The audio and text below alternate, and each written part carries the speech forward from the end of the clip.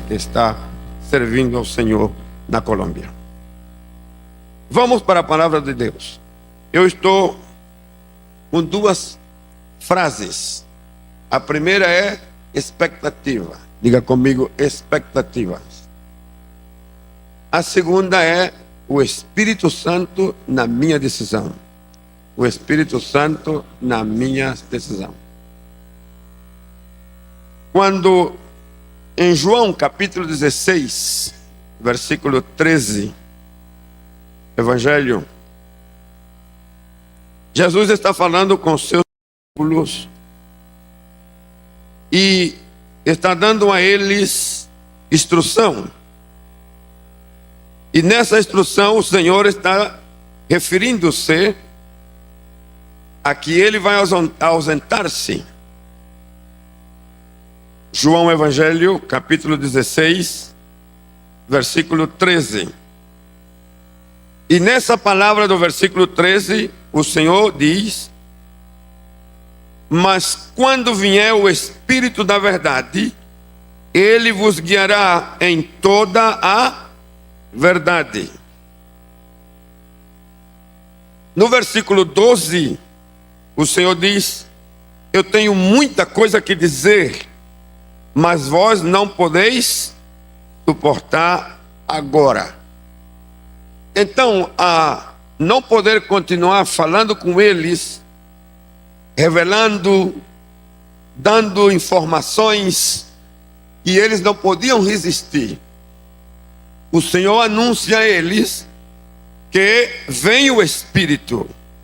E quando o Espírito chega, ele vai guiar a eles em toda a verdade. Disse que ele não falará de si mesmo, mas dirá tudo o que tiver ouvido e vos anunciará o que há de vir. Quando eu leio esta palavra, procuro entender a dificuldade humana frente ao espiritual. Nós temos muita dificuldade, falando em termos geral. Os discípulos, eles tinham andado com Jesus já um bom tempo. Tinha visto o Senhor operar, fazer milagres, prodígios, sinais. Mas a mente deles não captava, não podia capturar tudo o que o Senhor estava dizendo. E eu fiz uma pergunta: o que era que impedia que os discípulos assimilassem, guardassem e pudessem coerentemente fazer ou deixar-se orientar pela palavra que o Senhor estava dando? E encontrei que o motivo maior era a expectativa. Eles esperavam que algo acontecesse e não estava relacionado com a vida pessoal. Não estava relacionado, em primeiro plano, com a família, senão que estava relacionado com um tema político, um tema nacional. Israel estava debaixo do jugo do Império Romano.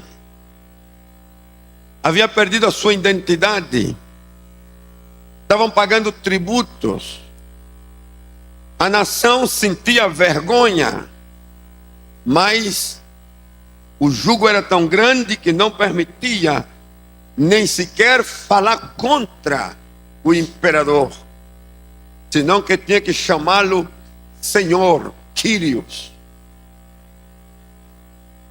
Quando o Senhor Jesus aparece, eles se enchem de esperança, porque a palavra anunciada era que o Messias libertaria Israel. Então, no caminhar, a mente deles estavam fixa aí. Em qualquer momento o Senhor faria algo a favor do reino, a favor da identidade política da nação. E isso não está acontecendo. Então a mente está bloqueada. Eu quero dizer que quando uma expectativa não está satisfeita, a mente não registra informações com prioridade que não esteja relacionada à expectativa. Pode ser bom o que está dizendo, pode ser necessário o que se diz, porém aquele que está recebendo a informação reserva o direito de não tomá-la, de não crer, de não aceitar, ou até de resistir. E o Senhor está encontrando esse problema com os discípulos. Interessante que o Senhor respeita os limites deles, a capacidade de raciocínio, a capacidade de aprender, de aceitar, de receber. E aqui ele diz: tenho muito que vos dizer, mas vós não podeis suportar. Agora não podeis suportar. E então vem o grande anúncio. O Espírito de verdade, ele vem. E quando ele vier, ele vos guiará em toda a verdade. Tremenda provisão. Tremenda provisão. Se a mente não está preparada agora, não limita o projeto de Deus. O Senhor sigue crendo neles e sigue esperando que vai vir um momento em que aquela posição mental seria mudada. E eu creio que esse é o trabalho dele até hoje. Comigo tem sido assim. E eu agradeço muito a que Deus tenha sido paciente comigo.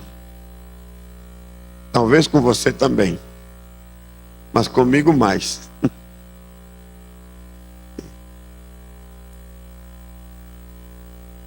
Vamos para o capítulo 1 do Atos dos Apóstolos.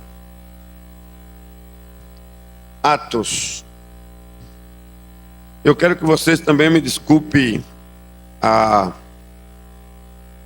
o português. Porque ontem, eu estava ouvindo o pastor João falar esses dias aqui. Ontem foi. E ele tem muito espanhol aí, né? Eu estou pior, viu? Estou chegando assim aí. Qualquer coisa errada, diga, não é que ele não sabe aqui, é o espanhol que está no meio aí. Nesse capítulo 1 de Atos, já aconteceu muitas coisas. O Senhor sofreu aquela perseguição, logo morre na cruz. Uma crise de fé incrível. Os discípulos ficam num ato de confusão mental pior. Mas logo vem a grande notícia: Jesus ressuscitou. E naturalmente, com a ressurreição de Jesus, novo ânimo. E eles voltam de novo. E o Senhor dá tempo a eles, 40 dias aproximadamente. Permitiu que eles vissem ele, conversou com eles, mostrou o seu corpo, deu ensino. E agora tem uma reunião seleta, uma última reunião. E fala com eles, capítulo 1, verso 4. E em certa ocasião, estando comendo com eles, ordenou-lhes: não vos ausenteis de Jerusalém, mas esperais a promessa do Pai, a qual disse ele: de mim ouvistes. Pois João batizou com água, mas vós sereis batizados com o Espírito Santo, não muito depois destes dias. Uma notícia, uma informação, é um grupo pequeno, é uma reunião íntima, porém com uma informação extraordinária e sustentada na história e na palavra profética. Note qual é a reação dos discípulos. A reação deles foi: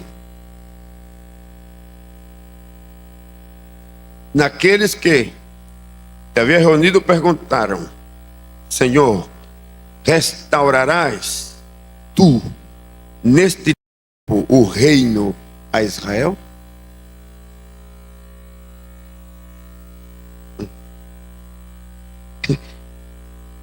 Eles não estão aí não, hein? Eles não estão aí não. Não importa que vira o corpo dele ressuscitado, não importa que viram ele comer, e ele mesmo um dia preparou comida e na praia esperou eles com peixe. Eles viram o milagre, eles não pescaram nada. Quando o Senhor disse: lance a rede do outro lado, e então trouxeram aquela quantidade de peixe, mas quando saíram na praia o peixe já estava assado. Isso não conta não. Escute, se a sua mente está ocupada com outra coisa, pode haver os milagres mais extraordinários. Você não guarda não. Eles não guardaram não. Estou trazendo já de uma vez para nós, né? Eles não guardaram. E eu creio que é a mesma posição. Nós temos problema também para guardar. Por quê? Porque o que eu espero não está acontecendo. O que eu quero não se está dando. E ainda que tudo que estava passando é bom, não me interessa tanto. Porque aquilo que me interessa ainda não aconteceu. A minha agenda, ela tem umas prioridades que estão estabelecidas e eu estou olhando que cumpra e tudo aconteça dentro do que a minha agenda diz. Mas se não quadra, não bate com a minha agenda, então eu guardo reserva. Haverá alguém aqui esta tarde que tem uma agenda que não está satisfeita? Haverá alguém aqui esta tarde que as suas expectativas não têm sido satisfeitas? Pois os discípulos estavam numa reunião extraordinária e as suas agendas não haviam sido satisfeitas, não tinha resposta. E eu vejo a resposta de e gostei. Porque o Senhor podia chamar a atenção deles, mas o Senhor como que se contém, né? Se contém. Se fosse eu dizia: cabeça dura, gente difícil. Quanto tempo eu estou dizendo uma coisa e vocês não entendem? Mas não, o Senhor disse: não vos pertence saber os tempos e as épocas que o Pai estabeleceu pelo seu próprio poder. Em outra forma, isso que está preocupando a vocês, isso que está na agenda de vocês, já o Pai tomou controle. O Pai tem domínio sobre isso. Não é que é mal que você se preocupe com isso, só que isso já não pode estar aí. Já não é prioridade, porque a prioridade sua tem que ser outra. Eu estou trazendo outra proposição, eu estou trazendo outro anúncio. Quer dizer, eu quero que a sua agenda seja mudada. Eu estou pondo para você um novo ponto. Amém? Se eu estiver aqui esta tarde só para dizer que o Senhor está aqui para mudar as prioridades da tua agenda, e eu voltar amanhã para a Colômbia, eu vou satisfeito. Sabe por quê? Porque uma pode ser a nossa agenda, a outra é a de Deus. E nós somos felizes quando a nossa agenda ela está dentro da vontade e o propósito de Deus. Então os discípulos recebem a palavra, mas recebereis poder ao descer sobre vós o Espírito Santo, e sereis minhas testemunhas, tanto em Jerusalém, como em toda a Judeia e Samaria, até os confins da terra. Note o que o Senhor está dizendo para eles. Vocês estão fechada, estão vendo um pedaço de terreno geograficamente medido, que é a vossa nação. Vocês estão vendo um poder político, vocês estão vendo uma identidade nacional, e eu estou dizendo que tenho para vocês um mundo aberto, sem fronteira. Enquanto vocês estão preocupados para ficar dentro do marco geográfico, eu quero que vocês sejam homens do mundo. Que a barreira que vocês têm aqui, elas não vai impedir. Quando chegue a hora que o Espírito desça sobre as vossas vidas, vocês irão até os confins da terra. Aleluia. Eu quero pregar e quero fazer ao mesmo tempo aplicação, porque eu creio que a palavra ela tem peso profético. Se Deus te abriu as portas, você irá aonde Deus quer que vá. Oh, bendito seja o nome do Senhor. Há um tempo na nossa vida que até o nosso espaço é reduzido. E logo o Senhor abre o espaço e diz: não é só aqui, é ali, é lá e até o confim da terra.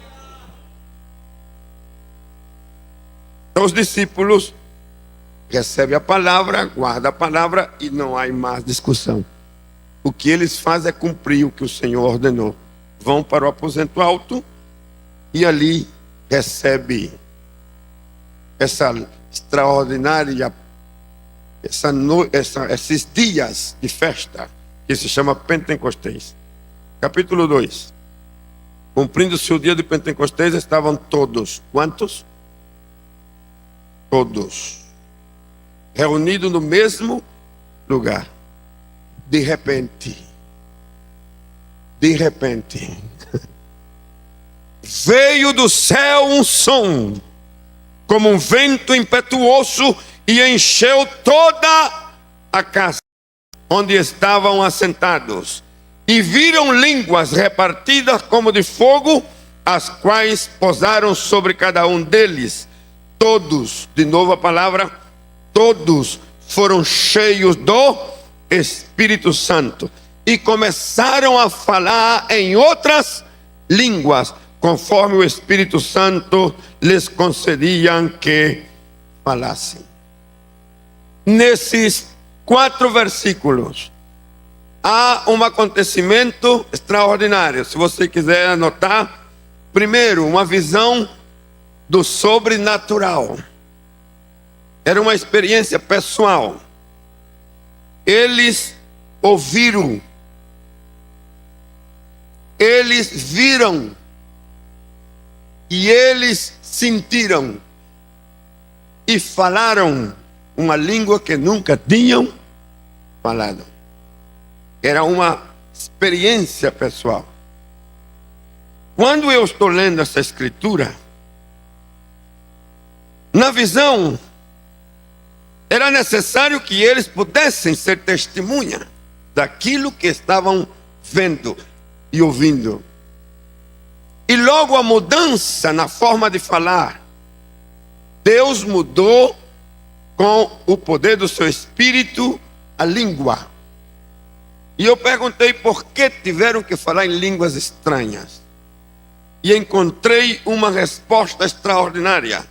Eles não podiam fazer o trabalho que estava sendo encomendado com o mesmo vocabulário, com a mesma forma que usavam de falar.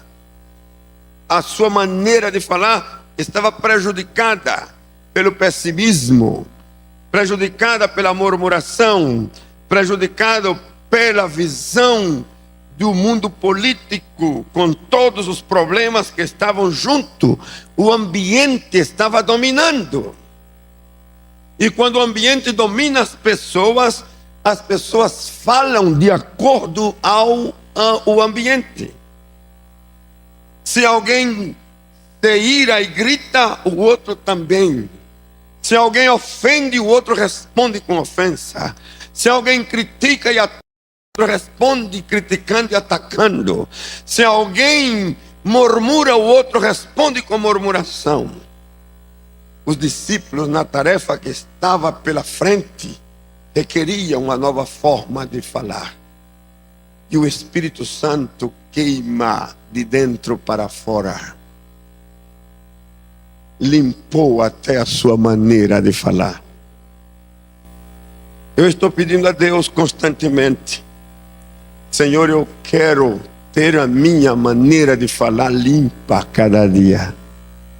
Às vezes, andando por esse mundo, chegamos em alguns lugares onde o ambiente está carregadíssimo. E você sabe que se a gente é parte do ambiente, não pode intervir nele. Ao contrário, a gente é vítima do ambiente. Você perguntaria aí, como é que o senhor faz para sair?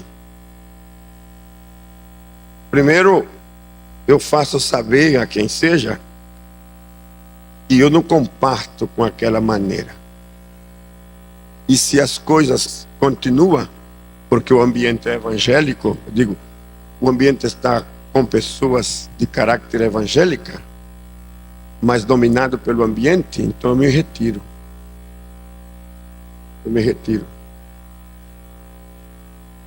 E vou buscar de Deus o poder e a graça para ser eu o dominador do ambiente e não dominado pelo ambiente. Nova língua, nova forma de falar. Eu penso que o Brasil, a Igreja Evangélica do Brasil, começando por nós, as Assembleias de Deus, pode enriquecer o vocabulário. Disse que podemos enriquecer o vocabulário falando o idioma do Espírito. Quantos querem permitir que o Espírito encha a sua vida? Oh, glória a Deus. Glória a Deus. É tão bom. Outro dia estava num momento de luta, falando da Colômbia, aquele aperto grande lá de perseguição de tudo. E de repente comecei sentindo no meu espírito um canto. Aquilo que parecia impossível, aquilo que parecia não ter saída, aquilo que parecia ser a morte, o Senhor mudou minha sorte. Sou um milagre e estou aqui. Usa-me. Eu sou um milagre. Usa-me. Eu estou aqui. Usa-me. Eu sou a tua imagem. Usa-me. Eu quero servir.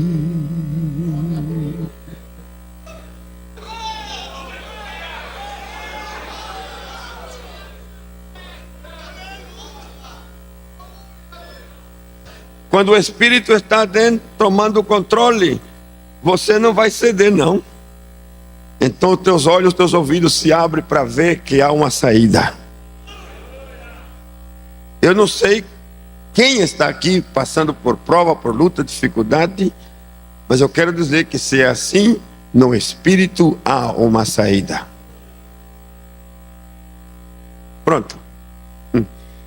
Os discípulos saem do aposento alto com uma nova visão, nova experiência, estão dispostos para o trabalho e fazem o trabalho do Senhor, você já sabe.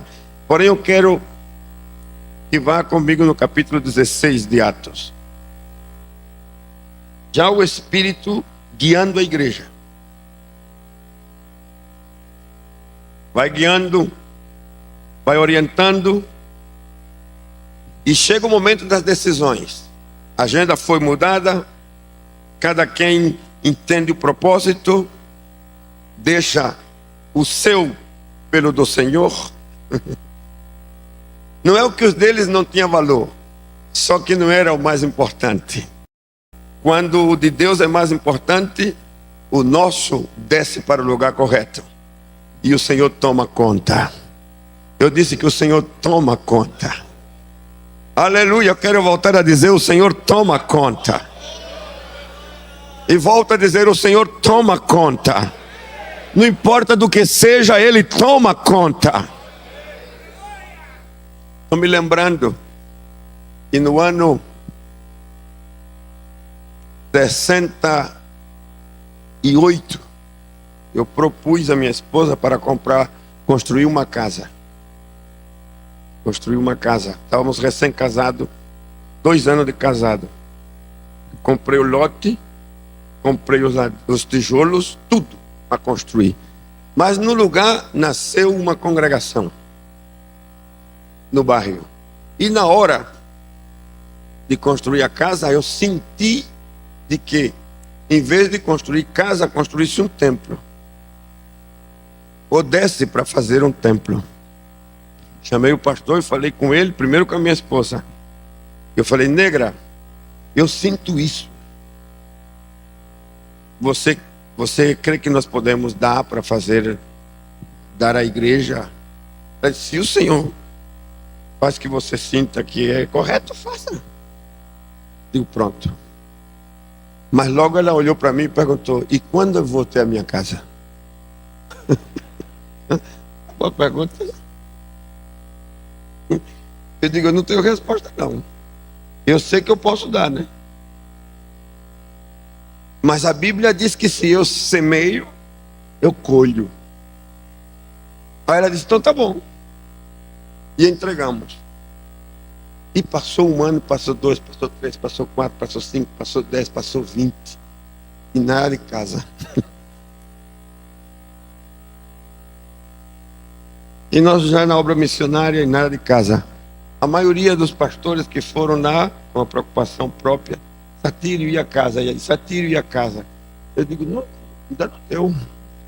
É aqui, é ali, construção, aqui, templo, compra. E a casa? Nada. E um dia ela me chamou: negro. Se eu digo ela, negra, negro. Negro. E a casa? E a casa? Eu falei: o Senhor a tem. Ele tem. E quando é que ele vai dar a casa? Não deixa de ser uma pressão, não é? Não deixa de ser uma pressão. Mas eu guardei. É para dizer que ele não fica com nada. Fica com nada. Fazem 2 anos eu pude comprar um terreno, construir a casa. E não uma para cada filho. E vem com a 4ª, que é o patrimônio dela e meu. Sem pedir a ninguém, sem forçar a ninguém, sem dar lástima a ninguém. Pastor Wellington é testemunha disso. Então, quando isso começou a acontecer, a resposta é: quem foi que respondeu? Se a tua agenda é modificada porque o Senhor modifica, aquilo que perdeu prioridade hoje será prioridade amanhã. Quando já não seja prioridade na tua mente, será prioridade de Deus ao teu favor. Oh! Quando as suas prioridades são mudadas, porque o Senhor muda, e a sua mente já se despreocupou daquilo, talvez aquilo que era hoje necessário para você, e o Senhor disse, não, agora não, e foi lá embaixo no último, não deixou de ter valor, tem valor, só que mudou de lugar, mudou de posição, mudou de tempo. Para você mudou de tempo, mas chega o momento em que o tempo vai ser de Deus, e aquilo que era ontem prioridade passa a ser prioridade de Deus.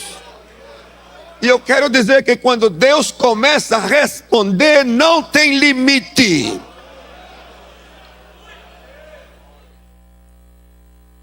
Aleluia! Pastor, amigo e companheiro, tu que deixaste tudo, tu que mudou a agenda, que desceu as prioridades, até se esqueceu delas, creia que Deus tomou controle daquilo, e Ele no seu tempo vai responder. E vai responder sem limite. Quando começou a acontecer as coisas, eu me animei tanto e falei para a negra, eu digo, negra, já começou Deus responder. E eu disse, vamos fazer ao contrário. Como é? Ela falou, primeiro para os filhos, porque a Bíblia diz que os filhos não deixam nada para os pais, não. São os pais que deixam para os filhos. Então vamos fazer isso? E ela me olhou e disse, está certo. Em 2 anos, uma para cada um. Em 2 anos, a nossa. Quando Jeremias recebeu a ordem de comprar a casa, a propriedade, você se lembra isso? Capítulo 32, né? Jeremias, que é o versículo 15 e 16. Quando dá a ordem, ele compra. E quando ele compra, então vem a palavra do Senhor e diz, ainda nesta terra, tempo de cativeiro, tempo de perseguição, tempo de pobreza, tempo de ruína, nesse tempo você comprará casa, você comprará herdade e você comprará vinha. 3 níveis de economia. A casa é o patrimônio para abrigar a família, a herdade que é para os filhos. E sabe o que eu encontrei? Que essa herdade não se deve dar ou esperar morrer para os filhos brigar para receber, não. O pai, crente, fiel, servidor de Deus, falando de nós, deve soltar as coisas a tempo. A tempo. O que é deles é deles. Dê. Que cada quem tenha o que é seu da sua parte. Eu sou bem-aventurado porque tenho 3. Se fosse 6, estaria trabalhando para outras 3. E os que têm mais de 6, não tenha temor. O Deus que dá 1 dá 3. E o Deus que dá 3 dá 4. E o Deus que dá 4 dá 6. Ele é Deus de toda a provisão. Então, quando Jeremias recebe essa palavra, disponha a escritura numa vasilha e guarde, porque essa palavra tem cumprimento. Eu não sei se esta tarde eu estou sendo profeta para dizer que chegou o tempo em que a tua casa vem, chegou o tempo em que a tua herdade vem, chegou o tempo em que a tua vinha também vem. Capacidade de investimento, capacidade de reprodução financeira, sem que tenha que depender do saláriozinho que tem que receber cada mês. O Deus que dá a provisão. Então, quando eu fui falar com Deus, a palavra foi essa: eu sou Deus de toda a riqueza do céu e da terra. Eu sou Deus da recompensa.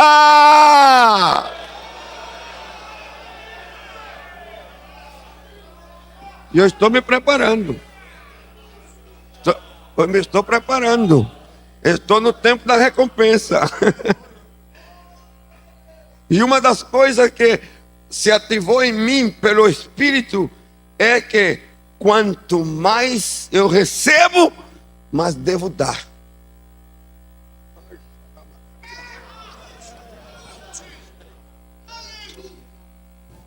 E quanto mais eu dou, mais eu recebo. E a forma de receber, ela é estranha e diferente. E em lugares diferentes. E Deus tem maneiras extraordinárias para surpreender. Pastores, eu estou para dizer esta noite que o tempo da surpresa de Deus para a sua vida está chegando.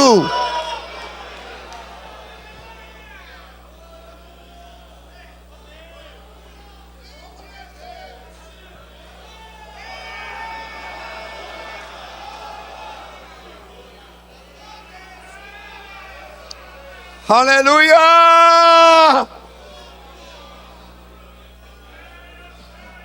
Shalamakanta ramakata bashaya.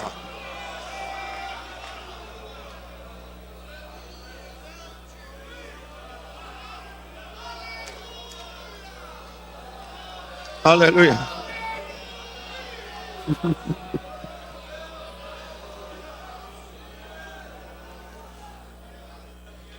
Às vezes nós ficamos presos pelos valores, as quantidades, e ficamos pensando que é muito para mim. E é muito para mim, mas nunca é muito para ele. Para ele não é muito. Capítulo 16 de Atos, verso 6. Paulo está fazendo um trabalho. Ele vai visitando as igrejas, vai fundando igreja e fortalecendo na fé os crentes. No versículo 6, passando pela Frígia e pela província da Galácia, foram impedidos pelo Espírito Santo. Quem impediu? O Espírito Santo. De anunciar a palavra na Ásia. Quando chegaram a Mísia, tentavam ir para a Bitínia, mas o Espírito Santo não lhe permitiu. Tendo passado pela Mísia, desceram a Troade. Incrível. Se a palavra é prega em todo lugar, ele está correto ou não está correto? Ele vai fazendo o que tem que fazer. Só que quando ele chega num lugar que tem que avançar mais assim a Ásia, o Espírito aparece e diz: não, para frente não. Mas para frente não.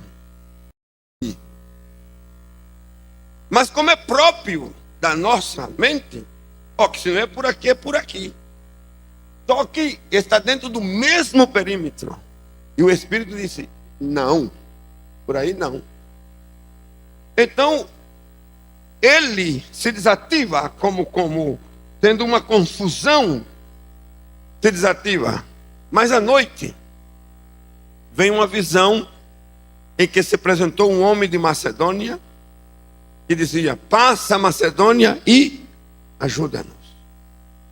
Note bem, verso 10.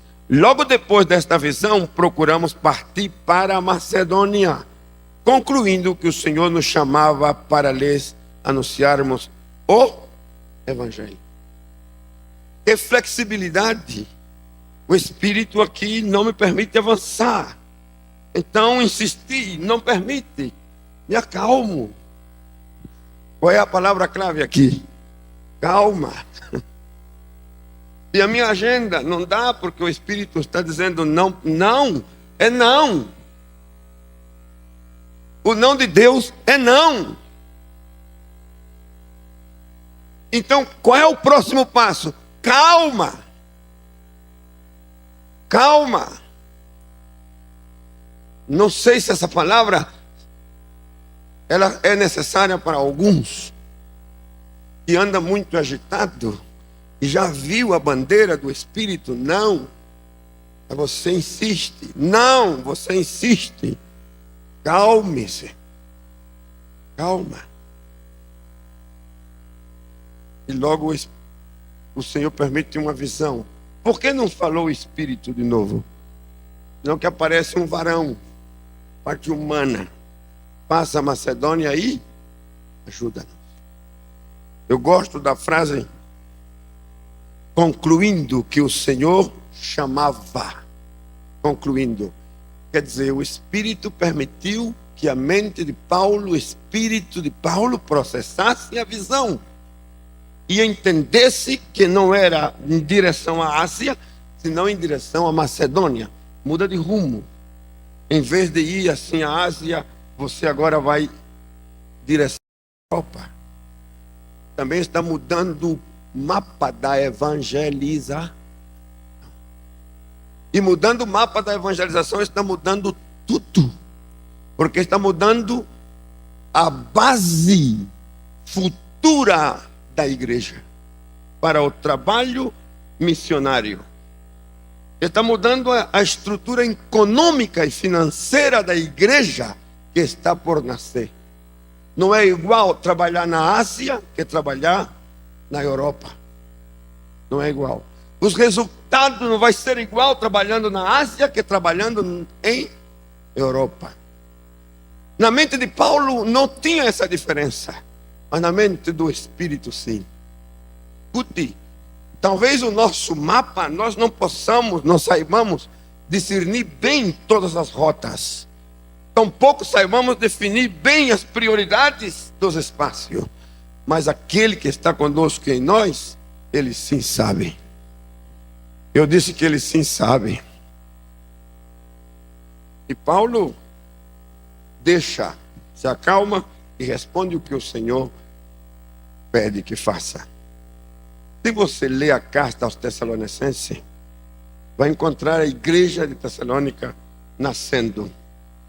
E ela, a igreja que em Tessalônica, eu fiz uma lista de coisas dela, que é fruto desse trabalho de Paulo. Ela é uma igreja que aparece, que sabe eleger. Capítulo 1 da carta aos Tessalonicenses. Sabe eleger. É um povo que tem exemplo. Versículo 7. É um povo de caráter missionário. Versículo 9. É um povo convertido dos ídolos ao Deus vivo.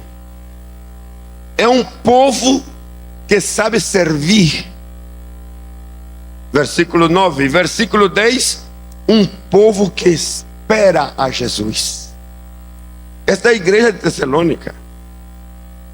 Na mente de Paulo não estava esta igreja, mas na mente do Espírito sim. Seremos felizes se nas nossas decisões nós damos lugar ao Espírito. Termino dizendo: estou experimentando os melhores dias do meu ministério por causa da presença do Espírito. Aleluia.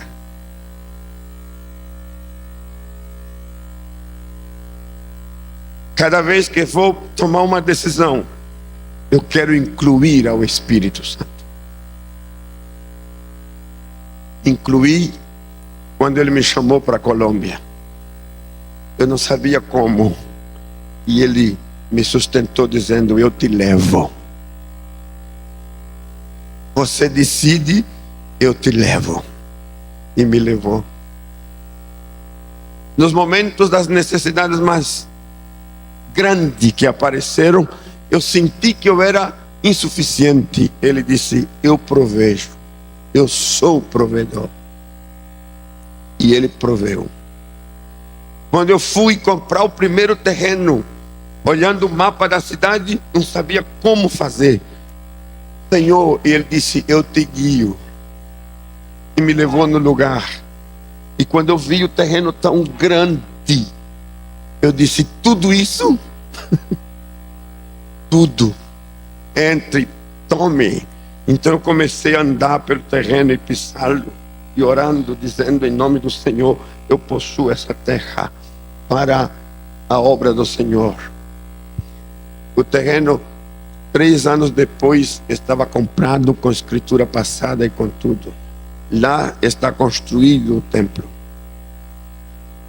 No trabalho do Senhor, me lembro quando entramos na cidade de Sincelejo, se fechou toda a cidade.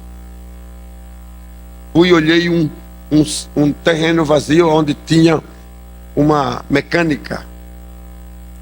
E olhei pelo portão assim adentro. Pediu a pessoa se podia abrir para mim olhar. Ele disse: mas quem é você? Eu digo: não, eu quero olhar o terreno. Mas quem é o senhor? Eu digo: não, eu quero o terreno, eu quero alugar, quero comprar. E ele aceitou abrir o portão e eu entrei. E quando eu entrei, a mesma: Senhor, eu tomo esse lugar para a tua obra. Em Sincelejo. Ali nasceu a igreja. Pastor, faz dois anos se comprou 10.000 metros quadrados na cidade de Sincelejo. Uma universidade fechou e nos vendeu.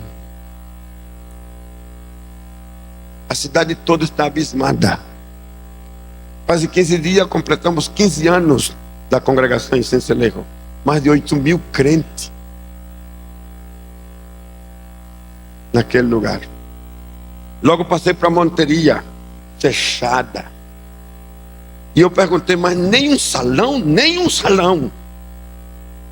Mas leve para quê? Busquemos cinema, clube, o que seja. E finalmente me levaram num clube grande. Quando a porta fechada, tinha mudado para outro lugar. O rapaz falou: se o senhor não traz uma carta, não traz uma ordem, o senhor não entra. Eu: não, mas eu só venho olhar. Ele disse: eu vou abrir em 5 minutos. Eu digo: mas dá um. O que eu quero é entrar. Porque eu tenho ordem no Espírito que entre. Mas ele abriu o portão e eu entrei. E quando entramos, demos a volta. E eu ia orando. Depois fui buscar o homem e ele não me atendeu. 2 dias e não me atendeu. O Espírito Santo inquieto, eu sentia o Espírito: fala com ele, fala com ele. Esgotou o tempo e não pude falar com ele. Já estava no aeroporto. E antes de sair, entrei no banheiro. Olhei no banheiro, não tinha ninguém. Levantei a minha voz e dei um grito. O nome do homem é Victor. Eu falei: Dom Victor, atenda o telefone em nome de Jesus. Eu pensei que ninguém no banheiro. Alguém gritou lá dentro. Lá. O quê? E eu saí. O telefone ainda era desse telefone de... Pus a moeda e chamei o número de novo. E quando levantou o telefone, era Dom Victor. Voz de homem. Eu disse: Dom Victor. Sim, a ordem, as suas ordens. Disse: Dom Victor, eu sou José Satírio dos Santos.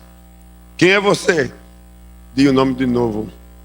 Quero negociar com o senhor o clube. Para quê? Eu digo: para uma obra de Deus. Deus tem um propósito com esse lugar. Marcamos o encontro. Falei com ele. Pois toda a dificuldade que você possa pensar. No final entregou a chave. Sem contrato. Sem assinar nenhum papel. A igreja de Monteria está no mesmo lugar. Já leva 13 anos. Queridos, deixe que o Espírito entre a funcionar nas suas decisões.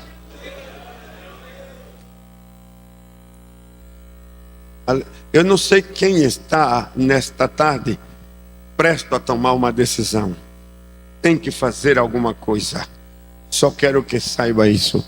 Não faça nada sem o seu amigo, companheiro, Espírito Santo. Deus te abençoe.